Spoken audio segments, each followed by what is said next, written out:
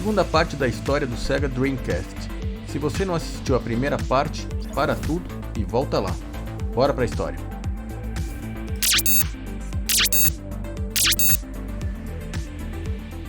No que diz respeito ao leitor de mídia, a Sega optou por utilizar o GD-ROM. Esse tipo de tecnologia assemelhava-se a um CD-ROM tradicional, porém teria os sucos dos discos gravados mais densamente, resultando em uma capacidade de armazenamento maior, com cerca de 1,2 GB.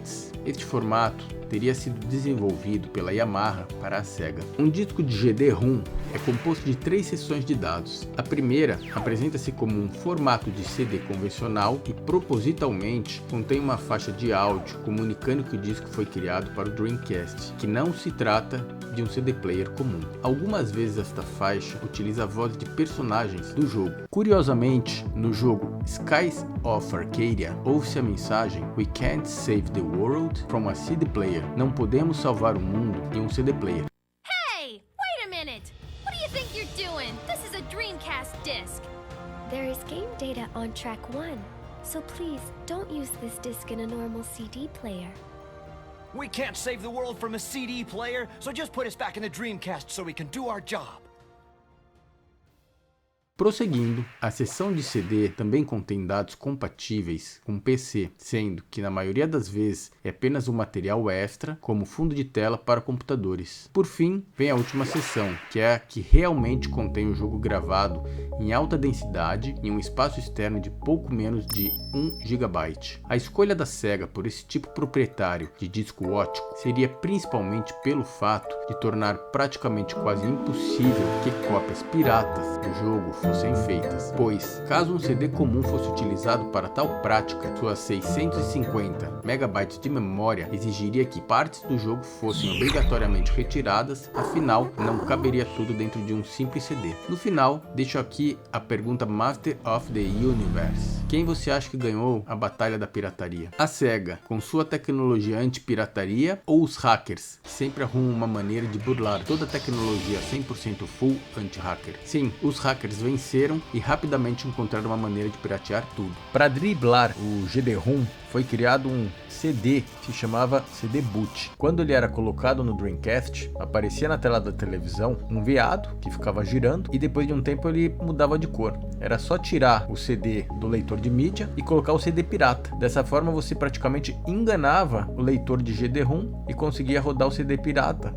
do jogo que tinha sido pirateado. Não sei lá fora, mas aqui no Brasil, venda de games piratas desse console era simplesmente uma festa. Outro motivo que contribuiu para que a Sega utilizasse o GD-ROM era o fato de a Sony ser a detentora da tecnologia de DVD, que seria a tendência do futuro. Caso optasse por utilizar esse tipo de tecnologia, teria que pagar royalties a ela. Com o passar do tempo, a história não demoraria a mostrar à Sega, de uma maneira muito dolorosa, que optar pelo GD-ROM foi um erro. Em relação ao design do aparelho, não era um console feio. Ele era de plástico, mais compacto do que seu antecessor e possuía um formato quadrado com uma tampa redonda na parte superior destinada a proteger o leitor de mídia. Sua abertura era feita através de um botão lateral do seu lado direito. O mecanismo de abertura era bem simples e feito através de um acionamento mecânico interno ao aparelho. Aperta o botão, abre, coloca a mídia e pressiona-se a tampa para o fechamento. Do lado oposto, encontra-se um segundo botão que é o botão de Power, logicamente destinado a ligar o aparelho. Na parte frontal ficam as entradas do plug de até 4 controles, nada muito complexo, porém muito eficiente e bem acabado. Lateralmente existe apenas a saída de circulação de ar no console. Na parte traseira existe uma outra área de circulação de ar, seguida do encaixe AV-Out, que se conecta ao aparelho de TV, e ao lado uma entrada denominada Serial, destinada a extensões. Logo acima fica o encaixe padrão do cabo de energia. Voltando ao lado esquerdo do aparelho, escondido e camuflado no próprio corpo do mesmo, está a cereja do bolo desse aparelho. Ninguém mais, ninguém menos do que o modem de internet com sua saída para cabo telefônico. Esse modem podia ser desconectado do aparelho e em alguns países onde tristemente esse aparelho foi vendido sem modem, colocava-se uma tampa com o mesmo formato do modem para completar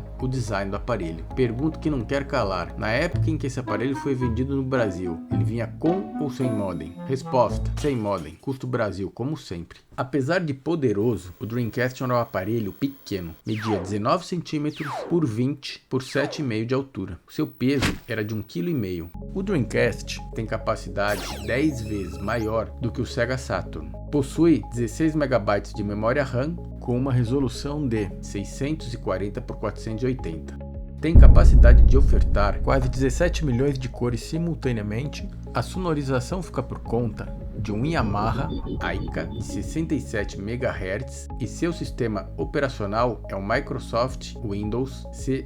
Vários acessórios fizeram parte dessa caça dos sonhos. Além do já mencionado teclado, existia um mouse bolotinha, uma vara de pescar muito legal, que logicamente era usada para pescar uns bagres nos jogos Sega Marine Fishing, Real Fishing Wild e Sega Bass Fishing. Caso o jogador não fosse adepto dessa modalidade natureba de ficar furando a boca dos bichinhos, poderia utilizar sua vara de pesca para, de uma maneira bem ao estilo gambiarra que deu certo, jogar o famoso game de luta com espada medieval Soul Calibur. Puru Puru Pack, que também atendia pelo nome Jump Pack.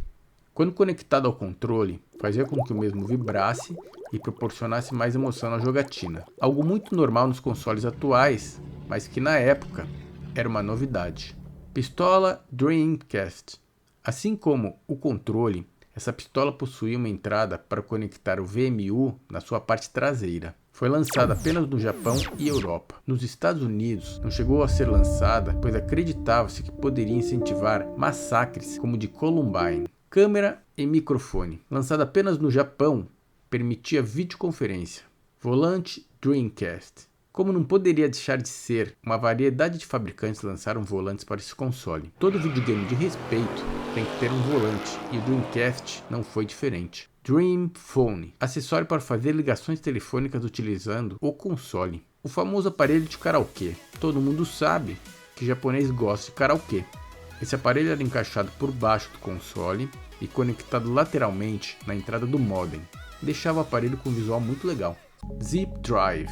Foi projetado para o console da Sega, porém não chegou a ser comercializado. O objetivo desse acessório era aumentar a capacidade de armazenamento do Dreamcast para e-mails e arquivos de internet. Uma empresa americana chamada Iomega, especializada em armazenamento de dados, foi responsável pelo design desse acessório, que foi criado em resposta a uma enorme demanda dos usuários do Dreamcast, que clamavam por mais espaço de armazenamento que os servidores da Sega podiam oferecer para salvar e-mails e páginas da internet. A Sega anunciou o produto em março de 1999 e seria lançado por 199 doletas no terceiro trimestre de 2000. O dispositivo foi mostrado na Tokyo Game Show e após o evento nunca mais se ouviu falar dele.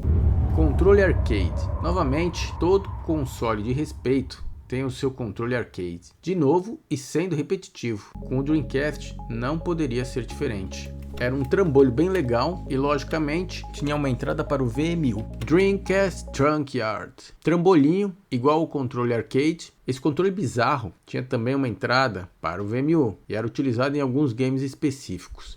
Em geral, para pilotar navinhas e dirigir tanques de guerra.